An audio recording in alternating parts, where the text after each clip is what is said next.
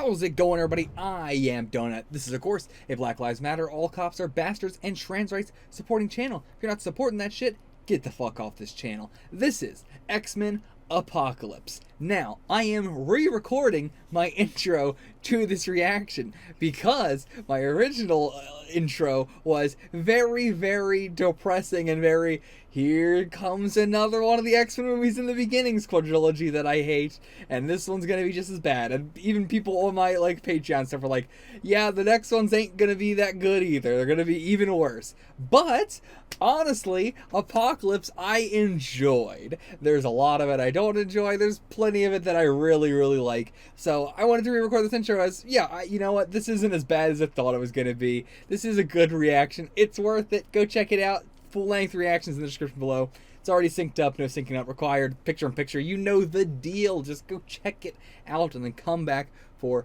the discussion.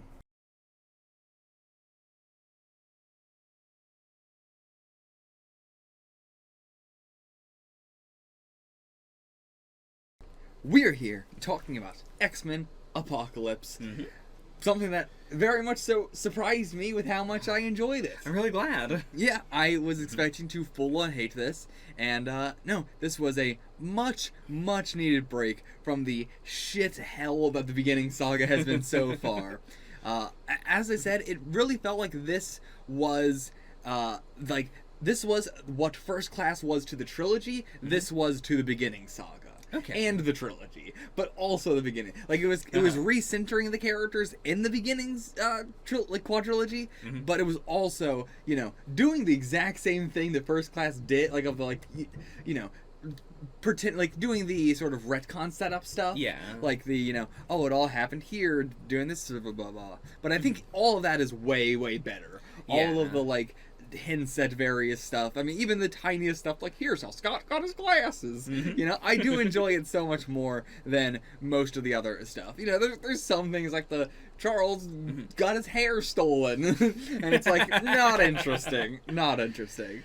But, and they still have the problem of, we are far past when we've, in the original timeline, we have seen the Professor younger than this, looking way, way older than this. Yeah. It's also been, the First Class was in, when? 1963, I believe. 1963, and this is in 1983? This is in 1983? Yeah.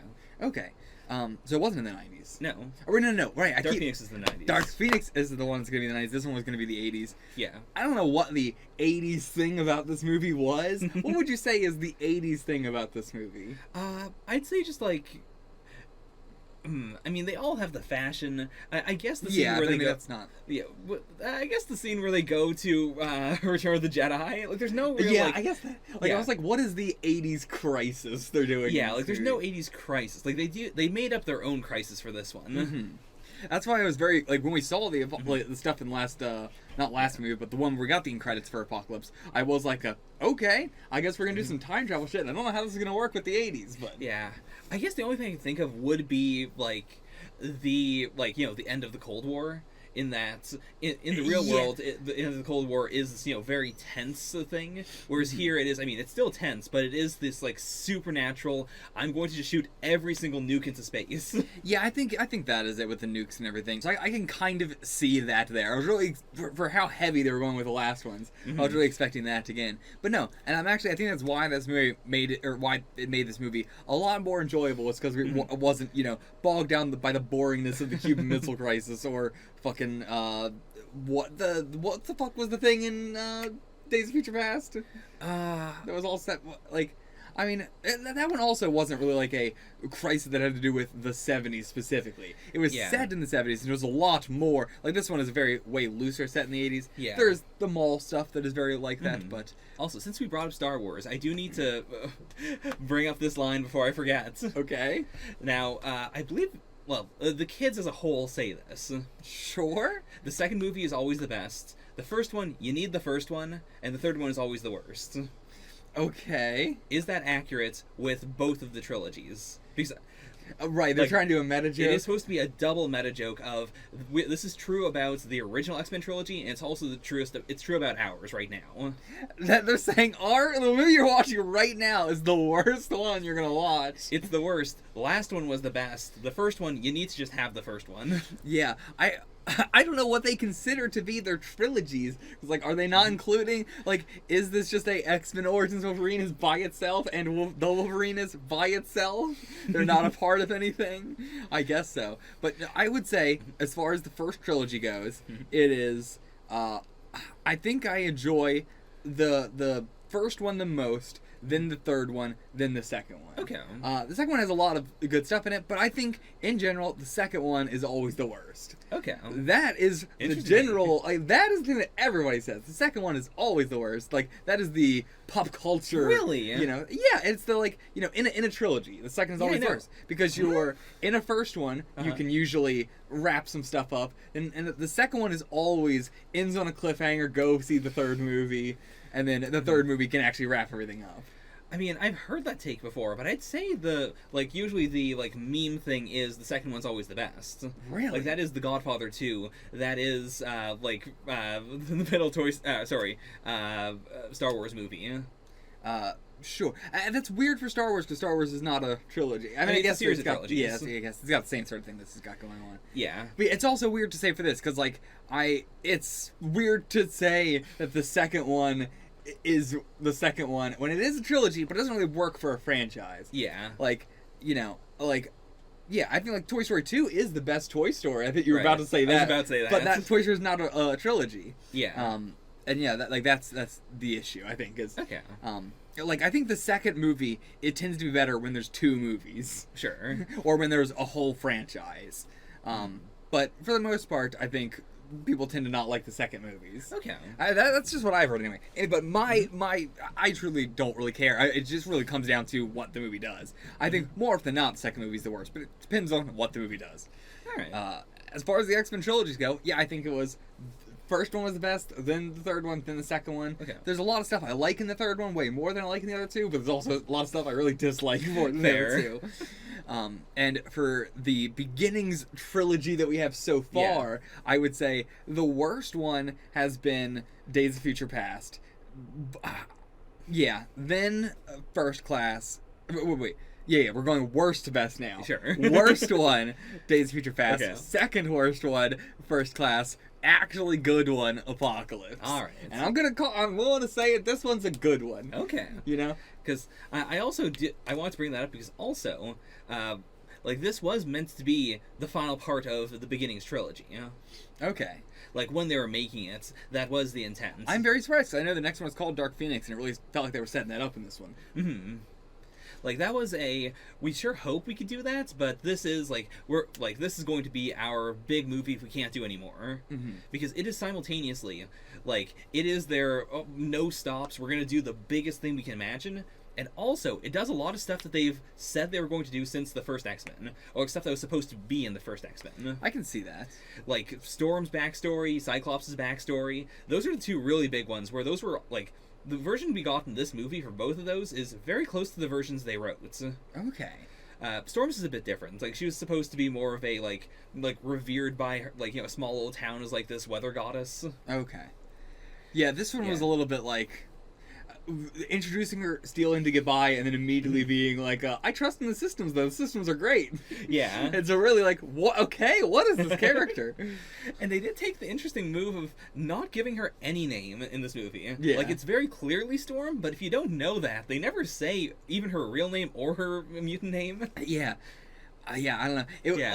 I convinced myself that it wasn't Storm. Yeah. And I was like, oh, okay, this is Storm. And then I was like, well, if this was Storm, this doesn't make any sense. I remembered that Storm was at the school, and I was like, how are they going to do that? And then I forget constantly that movies just do I just watch a fight happen and change my mind. Yeah. This totally is there's nothing here to indicate that Storm is doing anything good whatsoever. It was just my side is losing, so I guess I'm going to be on their side now. Well, I think it's also the one piece of characterization we really get from her is she loves Mystique. Oh, yeah, that's and true. so it is oh no, you're hurting my idol! Yeah. Like, it's a very, like, okay, very loose convictions then. Yeah. Yeah, did you want to say anything else about that Star Wars line? Like, what are we bringing this up for? Basically because it is the thing that I think, like, it roots this in the 80s while also rooting it as, like, the end of a trilogy. Like, that's also why, okay, sure. That's also why we get so many flashbacks in this movie. You know? I didn't know if you had something to complain about it. Like, No. I thought you were bringing it up as, like, I have a really big gripe with this line. I mean, I have a gripe because it feels really weird that it is the, like, haha, this is going to be the worst movie of our trilogy. That does feel weird, yeah. Yeah. I mean, I thought you had, like, more of a Star Wars thing to say. Is what I meant. No. Okay. But yeah, like, I find it just really interesting. Yeah, I do think it is, yeah. The whole, like, I really honestly wish they did more with the mall kind of stuff. It was very short. We're going to go to the mall, and they just went to watch a movie. Yeah. Like, it was fun, but all the fun stuff really was getting to the mall or coming back from the mall. Yeah. They seem to have way more fun during that than they were at the mall. Yeah, especially because this is the return of Nightcrawler, and this is a, like, younger, less, like, experienced Nightcrawler, so it would have been really fun to get the, like, oh, this is America, like, you know, some wacky fish out of water stuff. Yeah, I think they could have done plenty of fun mutant stuff in there, Yeah. like, plenty of, like, oh no, I'm dropping my food, teleport, catch it, you know. There's so many mutant shit they could do in a fun mall setting. And I think, like, they might have been worried that it was going to take away from the tone of the movie, but I think it was very important for it to be there's this crazy shit going on, meanwhile these kids are just hanging out at the mall. Like, this felt a lot to me like Infinity War Endgame, in the, like, there's so many different groups of people and scenes going on, like, more so with Infinity War than Endgame with that. Sure. Where, like, this movie didn't feel as long as the others, and that was, in the same way, Infinity War was like a 3-hour movie, and it didn't feel that long to me, because we were cutting around to so many different scenes and different, types of plots happening. Right. That it kept it all refreshing. Like, I really liked having our main villain in this movie not constantly cutting back to them, you know, doing, like, political stuff that is, like, we've done that for every villain so far, so having a villain that's just coming in here being very stoic and just like, I'm just going to fire all the weapons in the world off and shut them down and, you know, then destroy the world. Like, I love that everything he says is 100% literal. A lot of stuff I took as, like, metaphors, but no. Yeah. When he says, like, I am going to, like, what does he say, get rid of all the weapons? He literally gets rid of all the weapons. When he says he's going to rebuild civilization out of the ashes of the old one, he is literally going to rebuild civilization out of the ashes. When he says no more superpowers, he does mean literally the superpowers of the world are gone. Yeah, like, it's the fact, like, when he says no more superpowers, you take it as, like, he's gonna be another one of these villains that's against mutants and all that, and then at the end it's like, okay, no, you did mean that literally. Yeah. Like, I love it. I love it. Yeah, it gives him this extremely old, scary energy. It is the, like, I'm going to bring this back to the way things were when a king could just show up and be like, I rule the world now. Yeah. Because he shows up and you're like, oh yeah, I guess he rules the world now. And to be fair, it's not even like he is much of like, he is a king in the sense that he constantly talks about people as his people and stuff like that, and, like, his world and everything like that. But I honestly think they did a really good job with, it's twofold. One, I would have liked to get a little bit more information on him and, like, his past and everything. And how, the one complaint I'll have is I think the line is a bad line when they say, now you can rule for eternity, my lord. Where it's like, what they meant was, now you don't, I assume, what they meant was, now you don't have to keep switching bodies like you have for all this time. But that really made it seem like now he could be immortal. Right. But he was already immortal by that point. Yeah, like, it's a different type of immortality. Yeah. It is the, like, you know, being able... It's the, like, Xavier immortality, essentially, as opposed to, like, Wolverine immortality. You know? Yeah, sure. Yeah, and I think not, like, knowing anything about his past and everything it creates this mystery and everything, and it's... I always want the information, but at the same time, I know they would fuck it up, so I prefer not to know anything, and I can have full, like, suspension of disbelief to just be like, yeah, maybe he was just a good king, maybe he was a good ruler, I have no idea. You know, he acts like he's so surprised with the way the world is right now, but when we saw him in Egypt, we didn't really see anything, like, we didn't really see much of anything in terms of, like, what the civilization was there at all. So they have, like, an underlying thing of, like, you know, you should be against him because of what you know about the world and kings and all that, but like he's just going to be another one of them. Like a lot of people say to him in this movie, but there's no like proof of that. We don't know that his world wasn't perfect before this. Right. Like that his wasn't a like, no, I'm getting rid of weapons, nobody's going to fight anybody, and we're all just going to be nice, and we're all just going to have a good fucking time. Yeah, like there are many different reasons why someone would want to topple a king. Yeah. We're assuming that they were freedom fighters, but they could have not been. Yeah, like there's many different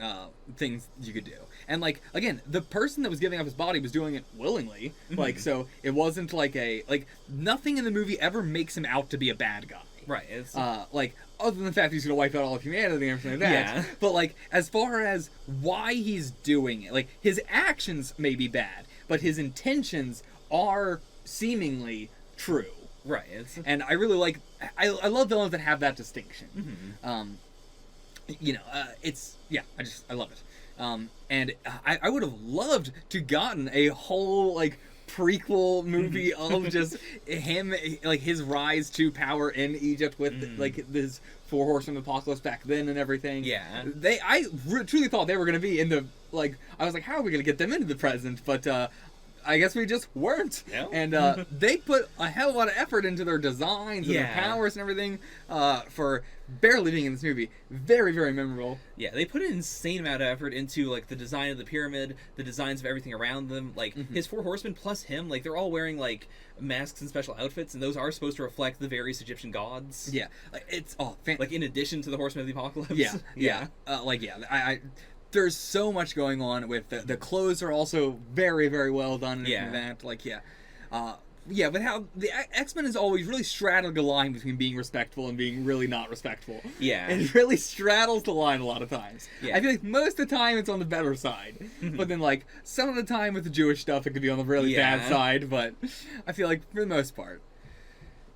I really appreciated that. And again, throughout all the X-Men movies, I appreciate anytime we go to a culture that does not speak English, we are not like, all right, they're going to speak Egyptian for a very, very, short, like 2 sentences, and then we're going to switch it over to English. Like, always appreciate that. And just all the designs were absolutely incredible. What's the main villain's name? En Sabanur. His was like, going from the super old design to the like more youthful design in the future does look very, very different. I love that, like all his color comes back too. I don't know why these X movies love blue so much. Blue, everything's got to be blue. If they told me that the oceans were blue because of Mystique, I would believe it. I'm not sure what else I could say about all that. Just like, do you have anything you want to say about the that past Egyptian stuff with his original Four Horsemen? I think they were just like, this movie does a really good job of making me love characters not because of any of their personality or anything like that, but just because they are really confident or cool or like some of that. Like all the Horsemen characters didn't really get a whole lot of development or anything. They were just super duper cool. Yeah. Like absolute badasses. Absolute like the earlier ones from the Egyptian timeline having just the full trust in, what was his name? En Sabanur. Having like full trust in him and like willing to put down their lives for him and everything like that. Yeah. The only ridiculous part about that whole thing was that they collapsed the fucking pyramid by like, what was that? Why do they just have these blocks just sitting out on this exact place where they would slide right down into break? Why do they have a slide where all of the support pillars are? Yeah. Like, it had to be that they built it with a self-destruct thing in it. Yeah. Like, that is the thing that would imply, like, okay, the slaves built this, and they did build it with, like, a self-destruct mechanism in place for everything. But it's also, like, there's this huge slab just sitting out there, ready to slide down. Also, we see it being built at the end of Days of Future Past.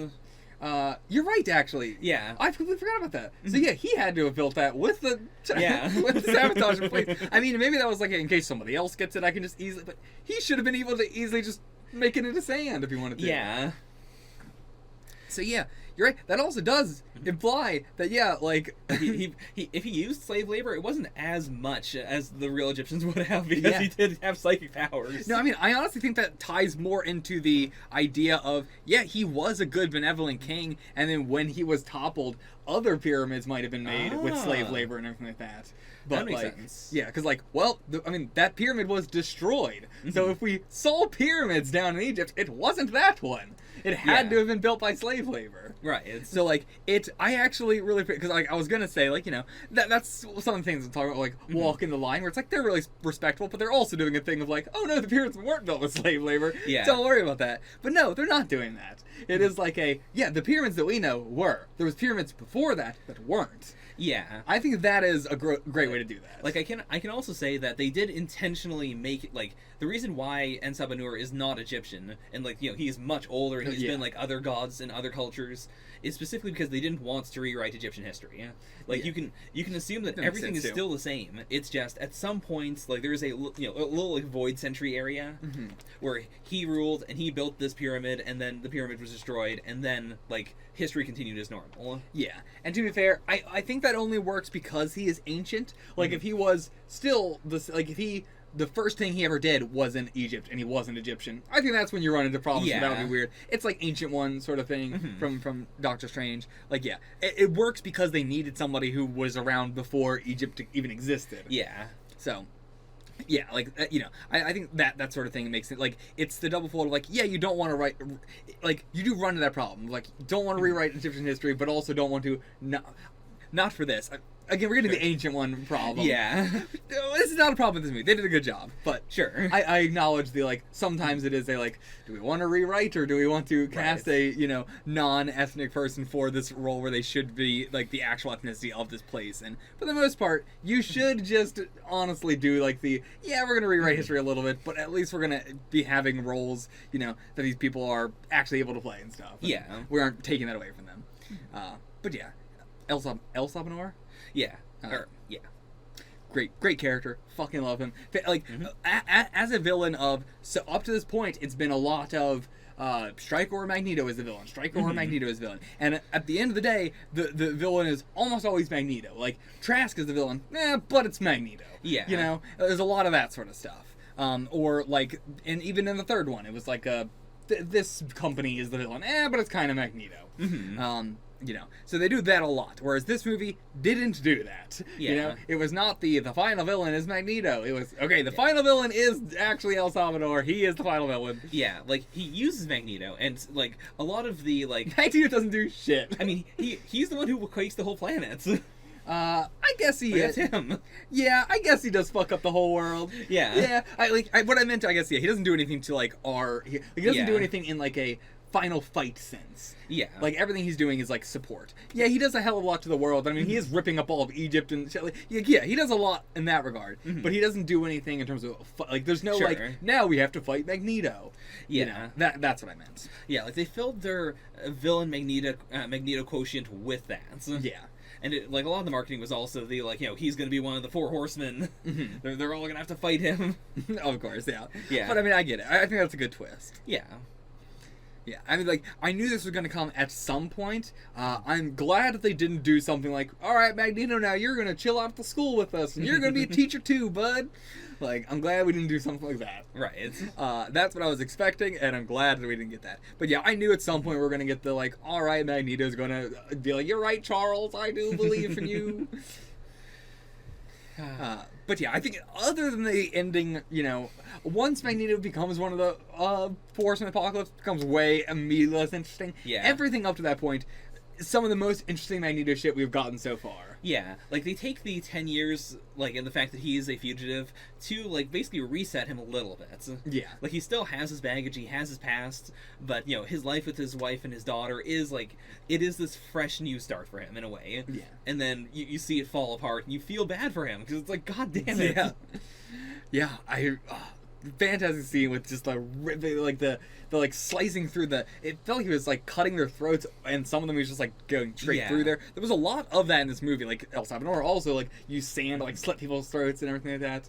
I liked a lot of the like just killing people incredibly quickly. Yeah. As they like, you know, it felt like these two villains in El Salvador and Magneto are both just so uncaring at this point of, you know, anything. It's just like just kill them all. Yeah. Like, God, I love the whole scene where his wife and daughter die, you know, from the same arrow, and then, like, without it, like, with just a thought, he kills everyone there, and then is like, is this my life? Not just talking about killing them, but, like, you know, the whole thing. The fact that he's always going to be alone. He's never going to have a family. And that, you know, the only thing he can do is get revenge, but that's, like, it doesn't satiate him because it's so unbelievably simple. It is just, I could just kill them all with thoughts. And it's the like classic thing of he uses his powers to save somebody, and so they call the police on him and, you know, try and hunt him down, and his family gets killed and all that. And it's like it was also by an accident in these police are the laziest fucking thing. They're just like holding this bow so lazily. It is like you're just holding the gun with your finger on the trigger. Like, why do you have this arrow held back? Like, you know he's Magneto. You know you don't have any metal on you. You know he can't do anything to you. And you're still like, I'm gonna hold this fucking arrow to you. Ridiculous. Perfect, like, metaphor for, like, is this just gonna be my whole life? Like, I can't do, there's nothing, like, being a mutant, even trying to be nice, and the people try to kill me. Like, it's perfect metaphor. And I enjoy, like, it reminded me so much of the Tony Stark plot in Endgame with the going to a cabin thing. So much better done. I think, like, so much, the pathos was actually there, I feel like. Then also, like, there's a reason why he would retire to a cabin. Like, it is a literal, he can't do anything else. It isn't the, Magneto, why don't you solve world hunger? It is the, like, he can't do anything else, and he is trying to do the best thing he can, at, you know, in his mind. Like, if he can't help the world, he's going to retreat, he's going to try and live a normal life. And it is like he's living in a world in which all the marginalized people are also yelling at him to stop helping them. And it's like he lives in a world that is just suffering, in which whether he's helping the marginalized people or not, it doesn't matter. Everybody hates him regardless of anything. Like, he just can't do good. Nobody will allow him to do good. Like, everybody's like, oh, I love Mystique. And he's like, what? Like, I can imagine being like, what the fuck? After everything I've done, you guys love Mystique? The woman who her main claim to fame is not killing somebody?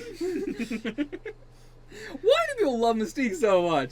She just didn't kill somebody. I mean, she's done it too. People are a fan of her because she's done a lot of other stuff. I'll give her that. She's done a hell of a lot of other stuff to help mutants as well. But so is Magneto. And it is, like, partially media idealization. Like, the media spins it as if, like, oh, she's the one who stopped the war between humans and mutants. As if humans weren't, you know, on the side of starting the war. Unbelievable. Okay. Where we go next? Let's talk about, actually, the Four Horsemen Apocalypse in the, you know, revised timeline. The, like, present, whatever you want to call it. The present Horseman. Okay, so it took us a while to actually find this. I'm not sure if I mean, I think this is correct, but I don't get it. Like, this was on posters, so, like, that's what we're going after. But the Angel being death, Psylocke being pestilence, Storm being war, and Magneto being famine. That's wild. I mean, like, maybe there's a different interpretation of them, but, like, that's what it seems like. Wild take. Well, while we're on the Four Horsemen, we talked about Storm, we talked about Magneto. Let's talk about the other two. Psylocke's our new one. Then we also have the Angel, who is new and not new. So, like, this feels like X-Men is really getting to this territory of doing what-ifs, but not really doing what-ifs. Like, that's been a thing for a while now, where they just really love doing the, like, different interpretations of characters and different takes on characters and stuff, and not really giving them a name, so they can't say that it's the same one or whatever. Like, I mean, we've had so many mutant characters that are the exact same powers, and I know it's basically the same character, but a different character. So, we got that here with Angel, where it does feel like, fully, there was the original X-Men trilogy, Yeah. where at the end of the third X-Men movie, Angel, what was his name? Warren Worthington III. Warren Worthington III saved his father, then put his father down and went, I just wanted to save you, I don't care about you, I'm gonna go become a punk now. And then he immediately flew through the timeline into this movie. Like, it's truly what it feels like, where he's the same age, like, the age makes no sense if this is supposed to be that same character. It truly feels like he just flew into this timeline from the third movie. Like, there's a lot of stuff where they know that the last time people saw him, he was this age, so they just have him like this. It's something that does not work at all in universe. I understand 100% why they did it out of universe. Yeah. And, like, I honestly like it out of universe. I can, in my mind, kind of make it make sense. Like, he did just go from the third X-Men into this universe somehow. I'll say, like, one of the most iconic En Sabanur / Apocalypse things to people is him recruiting Angel and then, like, making his wings metal and saying, you are now Archangel. Okay. And you are one of my Four Horsemen. Gotcha. So, like, it feels weird in the moment when it's the, like, okay, I'm gonna make your wings better by making them metal.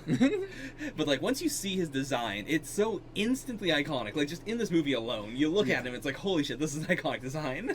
I actually, you know, they don't really get a whole lot of character development or anything like that, but I am very much so glad that we see, like, for all intents and purposes, this movie is the alien villain. You know, basically. Yeah. Like, they wanted to do the, we didn't talk about that enough when I was saying earlier, like, you know, almost every movie has done the Magneto or Stryker as the main villain, and I really appreciate El Salvador as being a extremely good standalone villain, like our first one, really. Yeah. That's not, like, doesn't also rely on Magneto as being the final boss. Yeah. I appreciate that his crew that he has in this movie, we get to see how he recruits them, and none of them are just a, like, I'm recruiting you because you're suffering. Like, there is a whole, like, thing that goes into it. Yeah. Like, more so than just, like, I am bringing you on because you're powerful, or because I just happen to be here, or because someone was like, hey, I know somebody else. Like, he doesn't really need any of these people. He just kind of needs some people to look over him while he's asleep on the chair. Yeah. And he's just kind of getting whoever's convenient. Yeah. Like, he's not looking for powerful people. He's not looking for anything in particular. He's just kind of getting people. Yeah, like, they are a motley crew. Yeah. Like, Storm is very, like, you know, she's the disadvantaged person.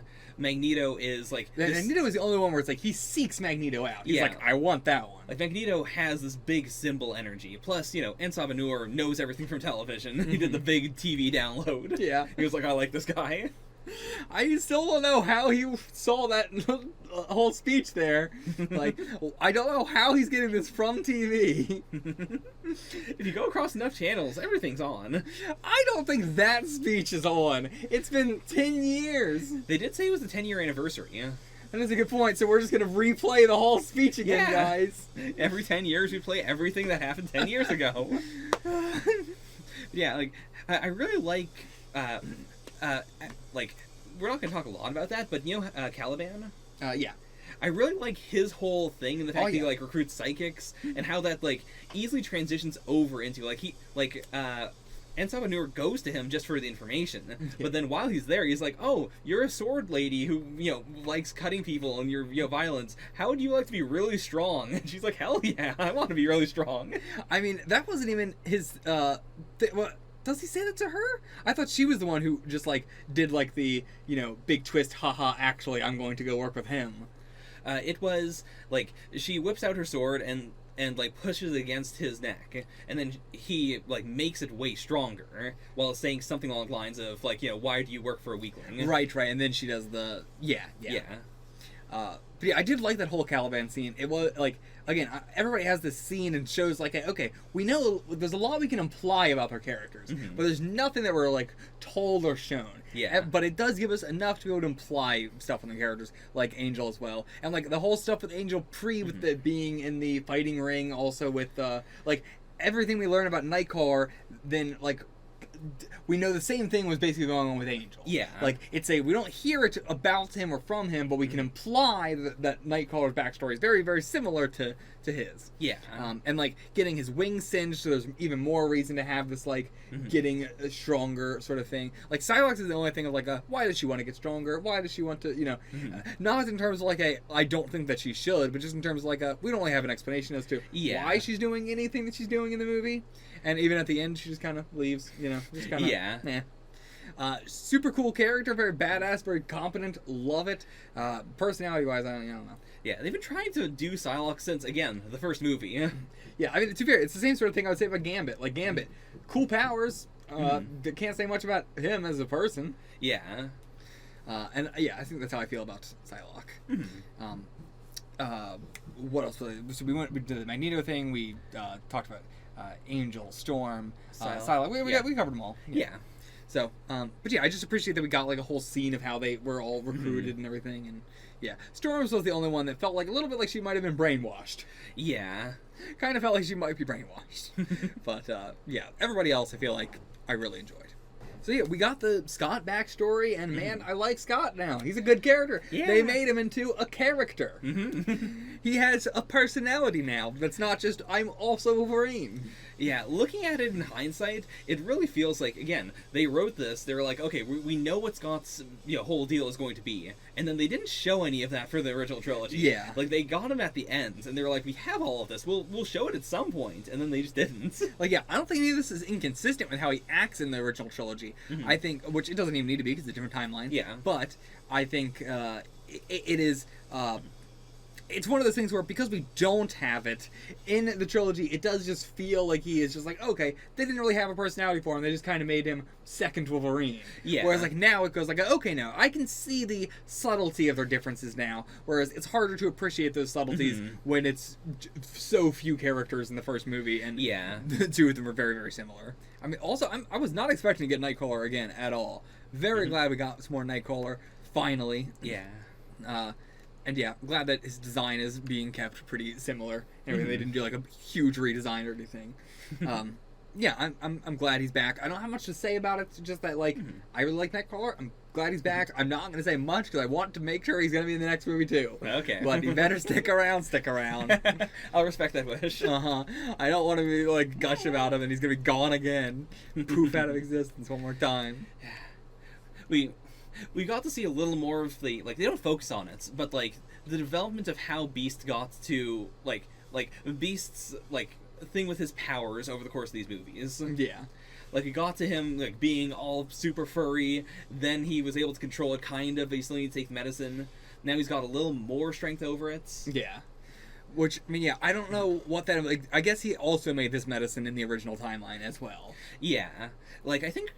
I've always assumed, like, after this, assuming that the original timeline was at all like this in any way, I've, like, my current thought process is his mutations probably gotten stronger over time, like, just as he's gotten older. And so, like, at some point, the medicine stopped working. But, like, between X2 and X3... Yeah, at some point. He also has such an insane career trajectory still. Like the powers are one thing. His career is the thing that I think is the weirdest thing about him. Oh, yeah. Where he goes from a government agent to working at a school to not working at that school and being not having a job at all, then to working in the government again. Yeah. Like, boy, he's just all over the place, just bouncing. It's not unbelief. Like, it's not like a such a disbelief thing. It's just like man, what do you want to do in life? Like, his career's everywhere. The only thing I feel weird about power-wise would be, like, again, and this is something that is, just X2 to X-Men Last Stand, is the idea that if he had, like, if he was, continuing to cure himself and pass as human all the way through up to X2 during that interview... And why, when you bring it up? Yeah, and, well, then also, in X3, like, when he can't, he seems very affected by when Leech, like, takes his power away. And it's a real, like, well, this has only been a couple of years that you had to live like this, and you already went through this crisis in the past. Yeah, but I mean, also just with all the talk about the cure and everything, you would think that he would talk about how it relates to himself, and how the professor did shit like that too. Yeah. But no, they never do. Not to Rogue at all. We also had, Alex being in this movie again, which was just a nice, like, continuity thing there. It was a... I don't know how to talk about it. It's very ham-fisted and very, like, cliched and everything with him coming, like, him just being here primarily for his death. But it was a, like... Yeah, I don't know. Him being, like, the... what am I saying? Like, best buddies with the professor was so weird. Like, I think the only part of the movie that I truly hated was all of the Alex and Xavier stuff, like, together. Separately, I think it was way more dealable. But together, I don't know why, it was just the most insufferable, like, what movie is this even more? Like, why? It just feels like now they really want to do, like, we want to do an X-Men movie, but we also have to have Charles just be an anime protagonist during the movie for some fucking reason. Prequel Charles always has some, like, bro energy, and it comes out a lot more when Alex is around. Yeah. I feel like you can ignore it when he's by himself, like, especially now. He has a very bro energy in a very anime protagonist way. Yeah. Like, we have tons of broy bros in X-Men in general. I mean, Wolverine is an extremely broy bro kind of character. I mean, more of a fuck off kind of broy character, but still. It is so bizarre that Charles is like this so late into his life. What is this big change that's gonna happen? It's unbelievable. Also, they really are not trying with the aging them up. No, like, they're not. They wear different outfits. That's about it. But it's been like 30 years or something. Yeah. There is no visible aging. The only thing that changes that is not aging is Charles losing his hair. It's explicitly not aging. That is magic. That is, in order to take your body from my own, I will make you bald. Yeah. I will make your hair disappear in a Back to the Future way. It's gonna go into another timeline. You know what? I wouldn't even be so mad about that if they set it up in the beginning with the guy having hair, and then when his consciousness gets transferred over El Salvador's, that his hair would go away. Like in the fucking Back to the Future, I'm just gonna disappear out of existence way for some reason. But that would at least set it up. Sure. But, like, it was clear that, like, oh no, if we do this, people are gonna immediately go, oh, that's how Charles is gonna lose his hair. Oh, truly the worst of every world. Yeah. I didn't hate Charles as much as I do now, and most of that is just because of this fucking actor for Charles. So bad. I hate him so much. It's half his problem and half the studio constantly telling him, apparently, according to you, like, don't watch X-Men, stop watching X-Men, stop caring about this franchise.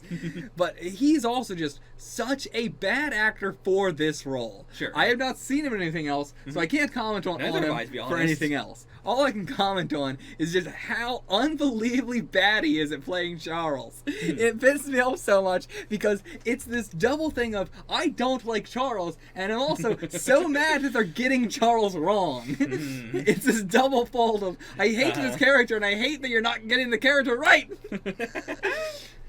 Now that is a comic book reader. That is, I am full comic book now. Now, how do you feel about Moira? Moira, I've always hated Moira. No, I don't hate Moira. Moira is the kind of character in which they have to constantly remind me who the fuck she is. In terms of, like, I go, Moira Taggart, right, from the original trilogy. Who was she in the other ones? And, like, she was in First Class, and I was like, yeah, she was. Where? What did she do? What did she do in First Class? All I remember her in First Class was, there was a long extended scene where she was introduced, and then I was like, oh, that wasn't Mystique, that was Moira, okay. I remember that. And then I remember her being on the beach holding Charles. What else did she do? Like, she is, like, the contact person between Charles and the CIA. Like, she's why... Right, Charles she's the reason that CIA. they got on the... and the reason why he's working with them and all. And but it's a lot of just, like, she is the reason why the plot happens. But it's not... we don't get a lot of her. Yeah, she was the reason why they formed the first class of X-Men in that movie with the CIA and stuff. Right, so, then she wasn't in Days of Future Past, right?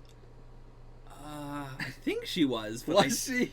I don't remember what she was doing. Oh, man. Okay, well, I guess she was.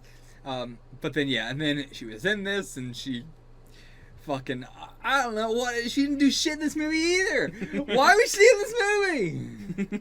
Could have taken her out of this movie. If I would just take her out of every movie. Yeah. Every movie, take her out of. Replace her with Beast. You could, honestly. No reason why you can't just replace with Hank. Yeah. But we need a straight love interest. No. And like, it was one thing if that was Mystique during that scene, but no, that's Moira, just normal white woman coming in here, dressing up as a Muslim woman to try and sneak her way into here.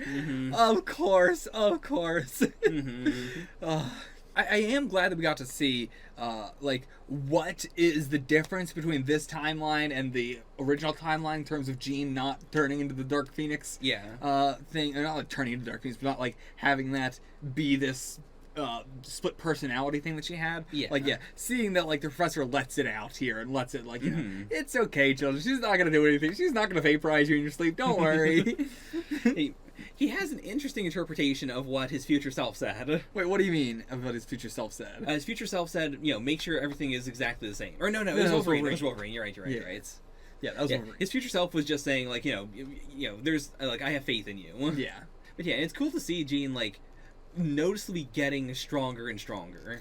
Like, she has this nightmare. It's like, okay, that wasn't a nightmare. That is a vision of the future. Like, she's delving into this territory that even Xavier can't really get into. Yeah, and also that, like, she's getting stronger, but she's also, it's not like, as we saw her, where she was way weaker in the trilogy and also had way less control over her abilities. Whereas in this, she is way stronger with way more control over her abilities. Yeah. Because she's able to have both these sides of herself be, you know, present all the time. Not like her, the Dark Phoenix is very present, but just that she's not suppressing it. Yeah. Something people don't bring up a lot that I was very happy you had a strong reaction to is Ensaba Noor's, like, put you in something forever move. It's terrifying! Because it's so casual. Like, he does it about as much as he turns people to dust. Yeah. He doesn't seem to think there's really a difference. It is just a, like, sometimes I'll turn you to dust, sometimes I will just put you in stone forever. I do think there's a difference. Okay. Because he always does it around somebody else. Oh. But he just turns people into sand when he's alone. Okay. Because I guess, you know what? That makes sense, because when he's doing it in front of Storm, it is a very, like, these people were harassing you, I have now put them in stone forever. With Magneto, it is the, like, these people are going to, you know, they sold you out, you're going to kill them, I'm going to make them suffer forever. Yeah. With Magneto, it's interesting, because Magneto outright says, don't stop me from killing them, and then he still puts them in... But anyway, I guess it's not for Magneto, that's for Storm and all that. Yeah. Not for Magneto. Because, like, yeah, it seems like he is very aware that this universe is a very, like... Whatever you do to somebody is better than killing them. Like, you could torture somebody for 1,000 years, and that is a much nicer thing to do than to kill them. So, like, he is very aware of this fact, I think. And so, like, anytime he's around somebody else, he's just like, all right, put you in stone forever. No death for you. You just get to experience the eternal pain for the rest of eternity. Yeah. And everybody goes, yeah, see, that's a nice thing to do. I'll be with you. See, he doesn't kill people. It is the ultimate, like... It feels like a parody. It feels like... I could see this in a Deadpool as, like, a joke. Where, like, the main villain, like, actively says, like, yeah, I do this because it's the only way I'm going to go to work with the X-Men. Like, it felt so... Like, in the time, it's so horrifying. It makes him this terrifying villain. But I also know... I just say, most people don't react to it because apparently even the audience is just like, yeah, this is okay. This is what I want the X-Men to do. Just put him in stone forever. But it is also a great callback to just, you know, Magneto as a villain doing that in the early X-Men stuff. Yeah. Before he was just like, fuck, I'll kill you guys. Also, I forgot, the main thing that threw me off of the, oh, this isn't Storm, was seeing the Mystique poster. Oh. And I was like, hey, okay, well, this can't be Storm. Why would Storm like Mystique? But that was the thing that threw me off. I was just remember going through this, I was like, oh yeah, that's right, that is what it was. Also, I joked about so many times that, like, oh yeah, I guess Scott can just wear, like, he has just sunglasses that he wears. So, like, it seems just like any kind of sunglasses can prevent these eyes. But, like, no, it is very specific glasses that he had made, and then also, like, specific sunglasses that he had made on top of that and everything. Like, it's always ruby quartz. Yeah, it is, specifically that. Which is like, yeah, it's so fascinating. I want to get a shot of what it looks like under there. Like, I want to get a shot where he's wearing sunglasses and we do a pan to the side so you can see the laser beam still firing out. Right. Like, I need that.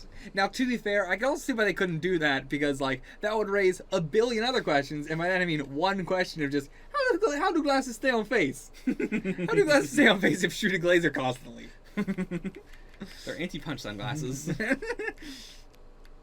You know, no other superhero movie has had the balls to just do I'm just gonna make all our superhero costumes out of sand.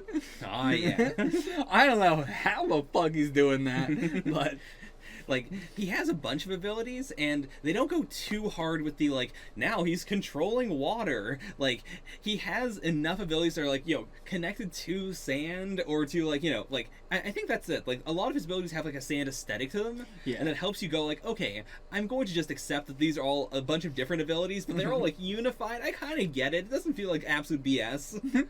I mean, he's also been switching bodies for so long that I assume he's getting those mutant abilities as well. Yeah.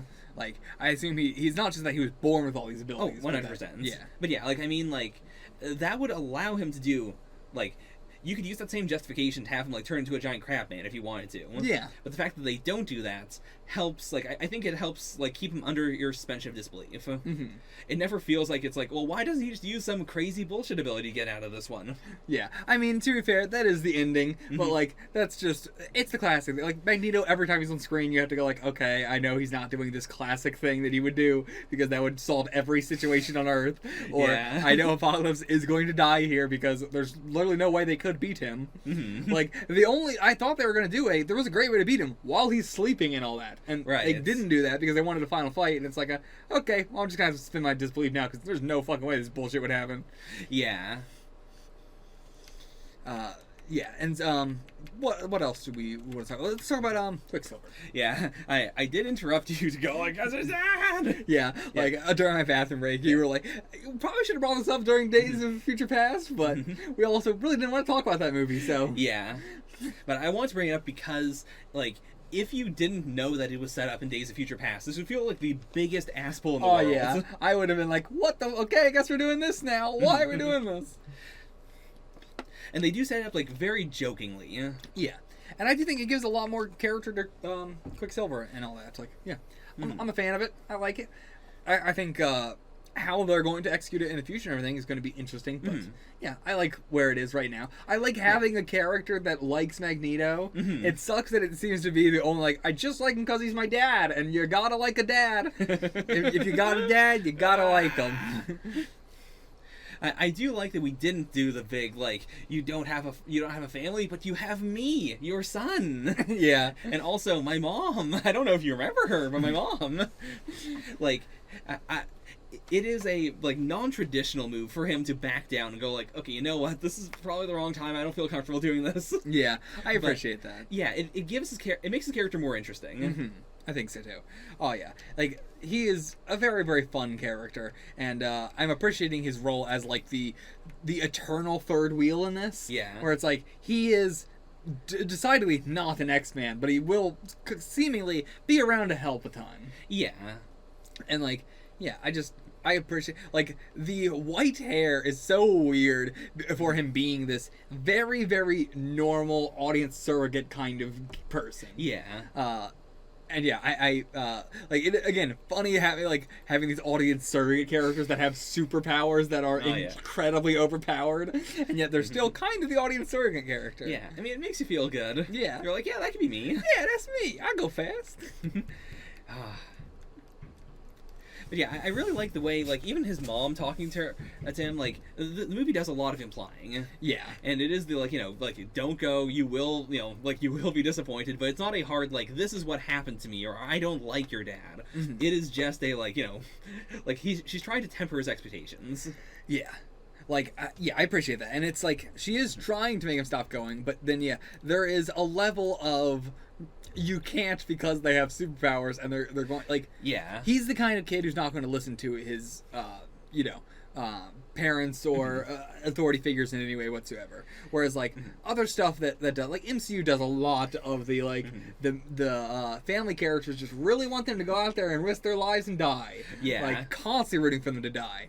But it feels a lot weirder because it's always like they're going to them for advice and being like, do you think I should go out there and do this or not? Or like I'm really worried I might get hurt. I don't want to go out there. And like, go out there and die. Go do it. Go die.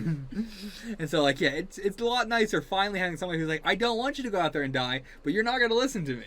You're not asking me to do it or not. You're saying you're going to do it. Mm-hmm. It's like, yeah, I really, really appreciate that.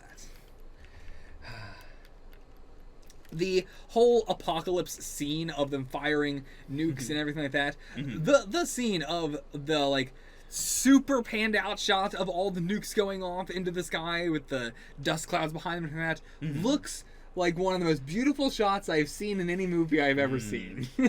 Yeah, like again, they pulled out like they had no like the only like weird shot I can think of, and that's just because I've been hyperfixating on it, is like the big ol' like ship with the boxes on it. Oh yeah, the cargo boxes. Yeah. But everything else, it's so clear. Like this was the end of the trilogy, and they wanted it to be like extremely memorable. There's so many just memorable shots, like let alone like really cool like set pieces and whatnot.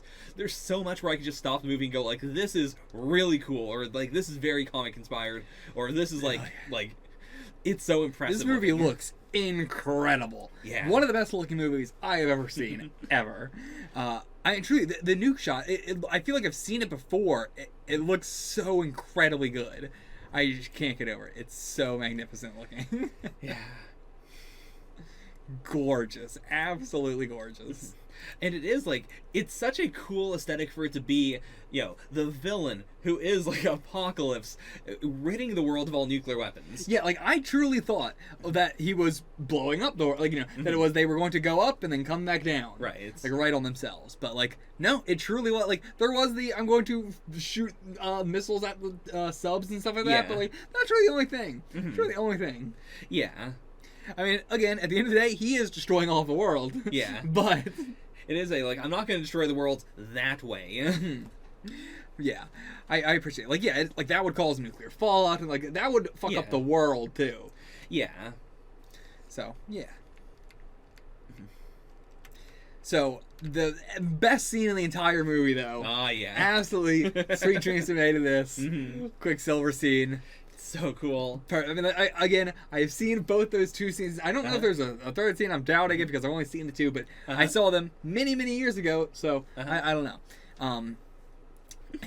I just honestly way better than the first one as well. Like so much more interesting stuff going on, and it was way more cartoony. Yeah. Like there's a lot of extremely memorable shots. Like the car, and like there's a lot of just set pieces rather than like this whole room is a set piece. This one had a lot of different set pieces going on. Yeah, and a lot of it was like Quicksilver doing a goofy thing, which he does here, but there's also a lot of like, we're going to show the characters in stop time or slow time looking goofy without like calling it out. Like once or twice there's the like, you look really dumb. But a lot of it is just the like Pizza Dog, for instance. Yeah, Pizza Dog is that felt like a trailer shot. Like there's and it feels like a little bit of a mystery as well. Like as it's happening, he's doing something like, wait, what the fuck is that? And then you go like as it all plays out, and you go, oh, okay, that's what that was for. Yeah, and like there are like one or two scenes where he's like checking under the beds, or he's like stopping to look around. It is this cool mix of like he has a lot of time, but also no time. Yeah, like the explosion is always like next to him. Like he starts off right down in the bunker next to the explosion, and as it's getting bigger, like he's in constant danger without it feeling constant danger. It is the like he does have to keep on doing it because like that wall is being annihilated right now, and he has to get these people out of the room. It's so cool. The action is good. I don't know what the fuck Alex blew up. I don't know if they also had nukes under this building something, but I mean it's a classic mutant move. Always set up your home base so it can explode. Blowing up House builds character. I was gonna bring it up in Deadpool. I completely forgot that line of the like, has the house blown up once at all? And now yeah, there we go. This was totally this trailer was out at the time, and then Deadpool came out. And yeah, I mean that's a CG character. They can really just add that in whenever. Yeah. What else was I going to say? Oh, that it seems like his power is, you know, he can run incredibly quickly and that, but that it starts to wear off the longer he does it. Like, it felt like throughout the scene, everything was basically stopped, like everything is moving to the tiniest bit. And then as this is going on, even stuff like people are moving faster than they were at the start. Yeah. And I really like that. Like, it made it like a, you know, we've got a lot of time. This is fun at the beginning, and then as we're going through it, it's getting more and more like, okay. You're getting them like right as the fire's like right on them. Yeah. Like, yeah, it had a lot of like, one, this whole thing has like a time limit, and two, the longer he is into this power, or like the longer he's using this ability, the harder it is to keep it this slow. And it is, like, it's such an over-the-top scene that it makes you forget that, like, by the time he gets down there, he doesn't save Alex. Like, Alex has already been consumed by the fire. Yeah. He doesn't see him. And, like, even if he saw him, like, what is he going to do? Yeah. Like, so you get the punch at the very end of, where's Alex? And Quicksilver's like, you know, like, he effortlessly, quote unquote, saved everyone, and then you get the gut punch of, oh, actually he didn't, and he couldn't have, and he just happened to be there. Like, it isn't even if I'd only been there faster. And to be fair, it wasn't even like that line wasn't a gut punch to me, because it was like a where's Alex, and he was like oh, I got everybody. Like, it wasn't a like, I thought if he was dead, it was gonna be like oh, sorry, I didn't like. Yeah, I thought there was gonna be some line like that. I thought they were implying that El Salvador got him or something, or like, you know, something like that. Like, I thought we were either going to do a comedic twist of like he just like, you know, comes out of the rubble and just like, oh, you forgot me. I'm invulnerable to this because of my ability somehow makes me vulnerable to explosions. You know, I thought they were going to do some comedic twist. So then when it was like oh no, he is dead, it was like, oh shit, I wasn't expecting that. And again, all the effects look absolutely incredible. Yeah. I think the only time of like the you look stupid in slow motion is the guy who was kissing, and it's not the you look stupid because I essentially stopped time when you're right at this moment. It is a you look stupid because you're trying to kiss with your tongue out and your eyes open. Like, yeah, that was like a much different kind of joke. Yeah. This I can't get over it. It just looks incredible. The whole scene. God damn. Now, I can't believe this came out in 2016, by the way. Like, just not in terms of, like, I can't believe this the effects were this good in 2016, but, like, there's so much effort put into this, and this came out in 2016. And then, like, there's so many movies I've seen since then that have way worse CGI. Yeah. And, yeah. What were you going to say? So, in the car, I'm sure you don't recognize her. We got, of course... oh, yeah, I was going to ask, like, she was very, very prominent, but we didn't, like, get anything... Poor character thing. Hold on. Was that Kitty? No. Okay. Not Kitty. I was about to do a big, oh no, was that Kitty? Her name is, of course, mutant name Jubilee. Real name Jubilation Lee. Okay. She was in all three of the original trilogy movies in a bit role. Like, she was never named or anything. Okay. She was just around. Like, her big thing that everyone remembers is the, like, bright yellow jacket and the, like, big pink glasses. No. Did she like have a line or anything for the first movie? Let's see. Or you have a picture? I've got a picture. She talked with Kitty like early on. Okay.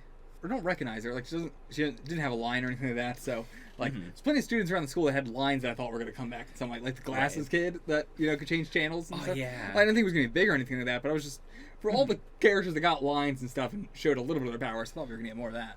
Yeah, like they're not consistent with the cast, but like there are certain characters that were consistent even if they were only background characters or only like bit characters.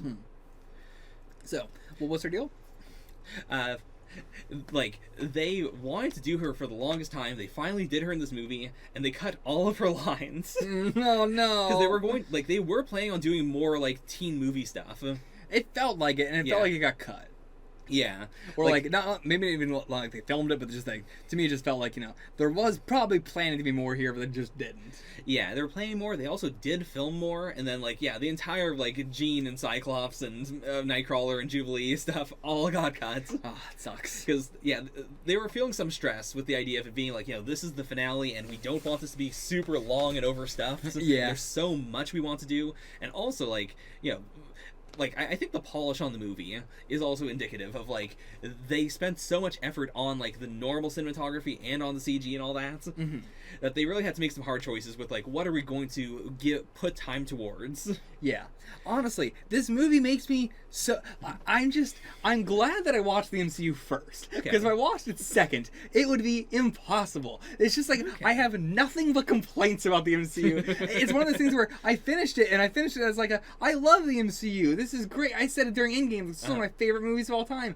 And now, since then, just watching the X-Men and other superhero movies in general has just made me so mad at seeing like, oh, I've never watched superhero movies before, so I gave the MCU a lot of credit for shit that it did way less cool or lamer than like so many other movies have. And it's just like the X-Men constantly having this cool ass CG and really impressive effects in broad ass daylight is so like comparing Endgame to this as like this big like end of the franchise movie sort of thing.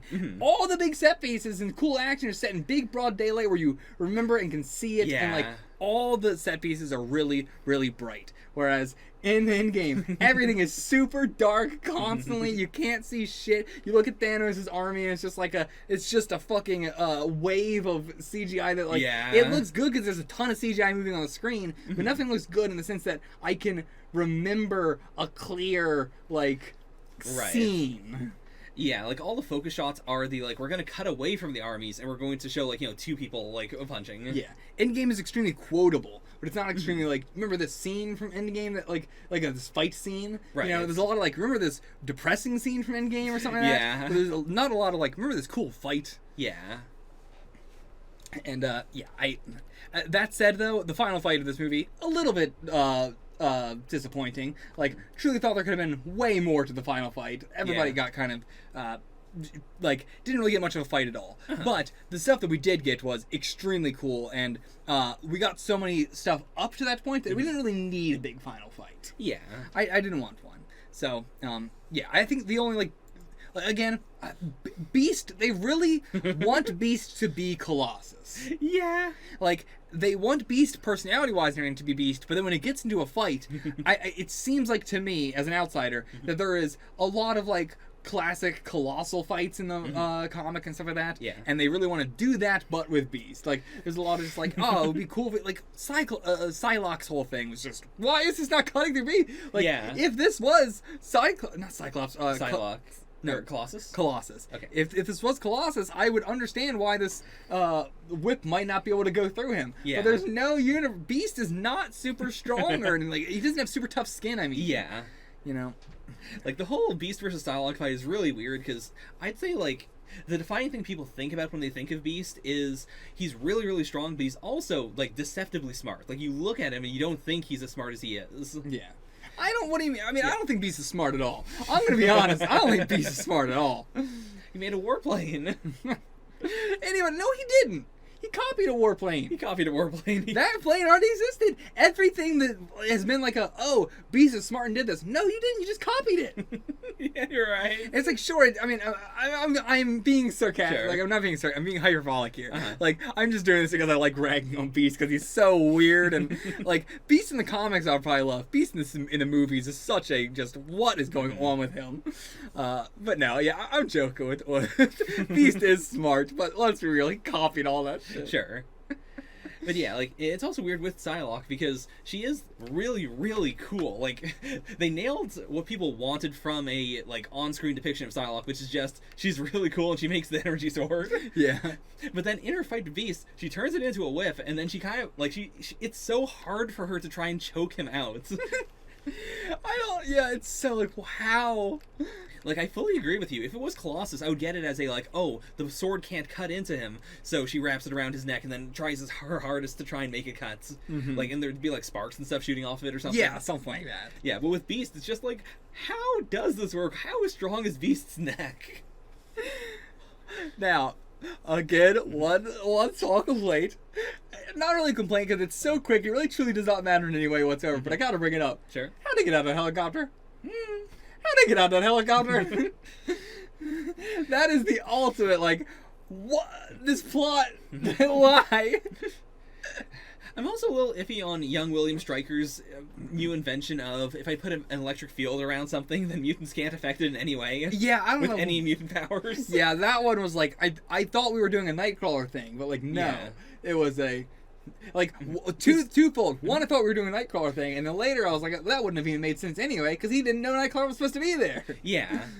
So, like, even my, like, bullshit, oh, it could have been this, wouldn't have made sense. Yeah, like, they set it up, quote-unquote, with the electrified fighting ring. Yeah. But that makes practical sense, because it's the, like, okay, like, you know, Angel burns his wing on it, he can't leave, and then it's like, okay, And I guess Angel, Nightcrawler... Angel burns his wing on it when they amp it up. Right. He wouldn't have burnt his wing on it normally. Yeah, you're right. I thought they were implying that cage was just it keeps Nightcrawler in. Because Nightcrawler can teleport out, whereas Angel cannot. Right. So why would they need it to be, you know... I mean, they might need electrified so that way people can't, like, rip it open and stuff like that. Like, I get why the electricity doesn't work on most mutants. Why it doesn't work on Nightcrawler doesn't make any sense.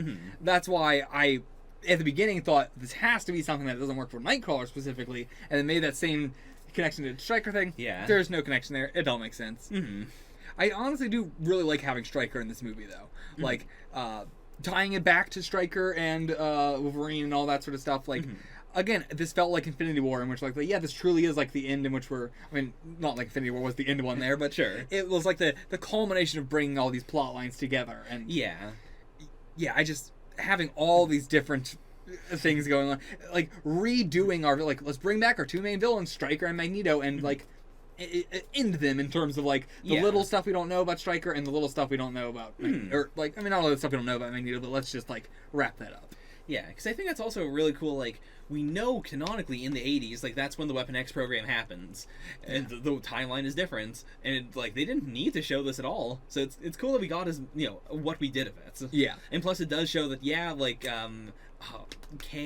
what's the lake called again? Alkali Lake. Alkali Lake.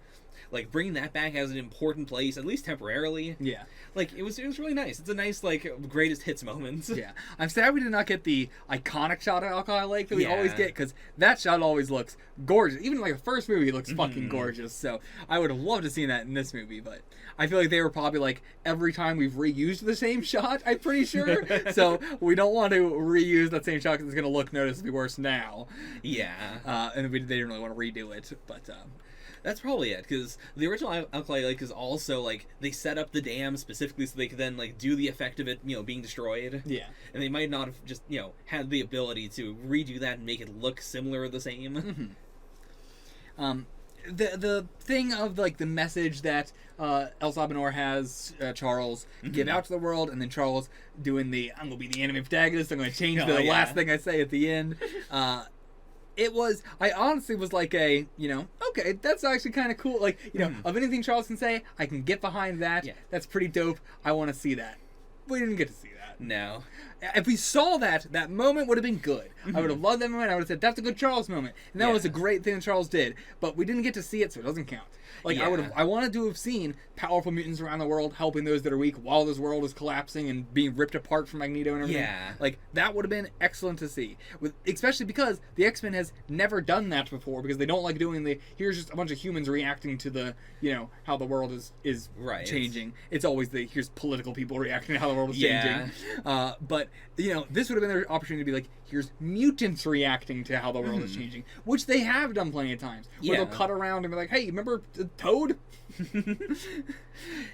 Like, look at that a lot. Like, when, like, I'm thinking mainly of Days of Future Past. Yeah. But still. Yeah, it's something they could have done. Like Yeah. they can do like more practical effects. It wouldn't have to be a like let's use a lot of CG heavy things. It could have just been like, you know, here's some people who clearly look like mutants. Like Yeah. they have a good like shorthand for like these are disadvantaged mutants. Yeah, you don't have to like mutants. You don't have to have a lot of special effects for, because they can just be physically like you can have a lot of practical effects, as you said, and I think that's a huge benefit of mutants as opposed to a lot of other like stuff like how do we do these powers in live action, where it's like mutants you don't really need to for the most part. I mean, plenty of them you do, but plenty of them you don't. Oh, and yeah, again, going with the whole Striker thing, the whole, like, what's in there? Oh, it's some kind of animal. Like, that whole scene, I was so giddy the entire time. I was like, yes, go on. I don't know what all the gear was on him, though. That made it a little bit less cool, in all honesty. It was just, like, a little bit lamer, like, okay. This universe's Striker has a different interpretation of Weapon X. Yeah. I guess this is what happens if, you know, when Wolverine doesn't break out, like, when he's not like, okay, and then we're gonna brainwash him. The next step is he puts on the brainwashing gear, I guess, and he's like, okay, put on this helmet, I'm gonna plug these into your body, and you're just gonna be in this box for a while. Yeah. Don't think about it. It is curious how much of his memories he lost. Yeah. Like, because Jean gives some of them back, but we don't even know how many he lost, so. Yeah. Like, it seems like she just gave him back his name. Or, like, that's the part we see. Yeah. Maybe. I don't know. I feel like it was more than that. Could have been more than that. Like, I thought we were doing I'm giving you back the memory, like, all the memories. But I don't know if that's true or not. Yeah, 'cause she does explicitly say, I gave him a part of his past. Yeah. But, I mean, he was only missing a part of his past. Like, to say I gave him a part of his past could be I gave him all his memories back. I don't think anyone in the world would phrase it that way. No one describes giving you a whole car as, I gave you part of the car, the key that you put into it, then have the whole car. No one says that. No. I mean, that's way different. This is like someone having a fully completed puzzle except for one piece, and then somebody going, I gave them a piece of the puzzle. You wouldn't go, I gave them the puzzle. I would definitely say, you know, the last piece of the puzzle, or I helped them complete the puzzle. Sure. Yeah. Like, a piece of the puzzle implies there's still more that needs to be done. Sure, maybe. But yeah. We don't know what it is. Sure. I hope it's not just the name. That's the lamest piece of information you could have given him. Yeah. I do agree. And also, how would she have given that to him? Psychic powers. Like, this is the timeline where she doesn't have the tag, the dog tag. Right. But like, this wouldn't be your name is Wolverine. This would just be your girlfriend one time said a story about Wolverine. Well, she says Logan though. Oh, Logan. Okay. I was thinking about Wolverine this entire time. But no, Logan. Okay, that piece. Yeah. I forgot she said Logan. It's really weird, like having Mystique be the veteran when again she looks the same. Yeah. But yeah, she looks incredibly young. Yeah. So young, and it's been 30 years. She doesn't even look like she is 30. Yeah, like they have the whole subtext of, you know, like I and Beast were the only two members of the first class that have still survived, and we are the veterans, but they don't feel like veterans. They feel like they are the same age. If you told me in X-Men 1 that Mystique was the same age as Charles, I would have lost my mind. Why is Moira in a fucking X-Man suit? Honorary X-Men. What's it gonna do? Stop her from being turned into sand? She likes being part of the team. How do you feel about the mind fights? I really like it for the fact that Charles is the one time where Charles isn't an anime. Like, he starts to be, but, like, I appreciate that there's Jean coming into the end and everything. Yeah. It's a different anime practice move. It is the, you don't understand the power of friendship! Somewhat, yeah. Yeah. But, yeah, I think, like... Yeah, at first I was hating it just because I hate Charles so much, and I hate this actor that he was ruining. Like, the scene was super cool, and it wasn't even the fact that it was Charles in there. It was the fact that it was this actor here as this Charles, that I was just like, I hate this. But it was just so cool looking that eventually I liked it. I My only minor gripe, and this is such a like anime gripe, is the fact that he tries to spin it as I'm going to win because I have friends, like I have people by my side and you don't. When Ensabanure's whole thing is I always go get people by my side because I want to have people by my side. Yeah, like it could have been a you just like persuaded them, or you're just tempting them with power, but I have real friends that I am I help and they help me. Yeah, that is completely lame. It is fully just, no, Charles, you're just a bitch and you couldn't win the fight, so you had to call Dean and come help you. Yeah. That's really just what it boils down to. But yeah, the whole, like, walking out and then starting to walk on air. Yeah. Don't even know how they did that, but it's awesome. It looks so cool. Also, Nightcrawler's tail. No idea how they did that in this movie. It's so good. My God, I couldn't stop looking at it. It feels so natural. There is one in the fight against Angel where he... Shit, I want to go... Hold on, let me find it. Sure. Okay, so it is when he's standing on the beam with Angel, and Angel jumps up on there with him, and he grabs the bar to go under it, but then he lets go with his hands, still is grabbing with his tail, and it whips him around back up on top. Does not look like CG. It looks like that was just incredibly good wire work. Yeah, because it's so smooth. It's so smooth. There's no floaty. lack of momentum. There's no floatiness. There's no like yank. It's perfect. He looks like a person with a tail who just used his tail. It's incredible. Like Angel looks floaty. Angel I can tell is using wires or something like that. Nightcrawler never looks like he's using wires. I'm sure he is, but it doesn't look like it. Yeah. And to be fair, like I think you can't really like Angel has to have a bit of wirework energy to him because it would look really dumb if they had him flapping, as much as he would have to in order to like lift himself. Yeah, it is a very clear like he has the wings, but there's also like levitation basically. Yeah, he's got some levitation. Yeah, I mean especially when he has giant metal wings. Yeah. Those things ain't gonna pick him up off the ground, no matter how hard he flaps. He has some sort of levitation, and you just gotta go with it. Like yeah, I get why Angel looks floaty. Pretty wild that we have not gotten the technology yet to do the training room, but we have gotten the technology to just get Sentinels, rebuild more Sentinels again, and then make them fight Sentinels. Oh, yeah. Okay. Anything else you want to say about this movie? I think we covered pretty much everything. Yeah. I find it really weird when we do the, near the very end, we do a shot that is supposed to be very clearly the, Charles in the wheelchair and Magneto standing next to him. Like, it's supposed to be one of the classic shots from the original trilogy.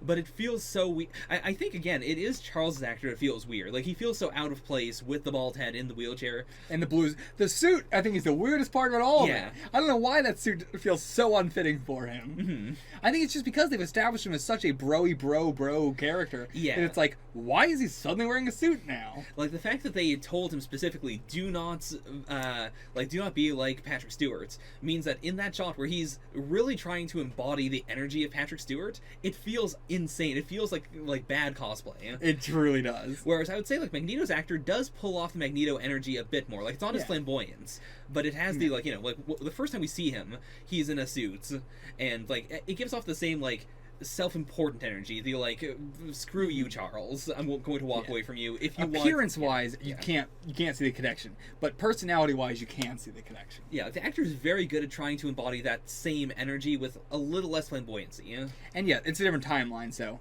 that makes sense. Yeah. Too. Plus, like this is it. Like, I now read Ian McKellen's Magneto as being the, I've lived through all that time where no one would listen to me, and now I'm, I've given up a little bit. I don't care about the humans. Yeah. Like, I have more of a sense of humor. Yeah. Whereas the Mystique thing is a little bit of still that fucky... Yeah, that's weird. But yeah, for the rest of it. Yeah. I get why he's become so much more grizzled in the future. Yeah.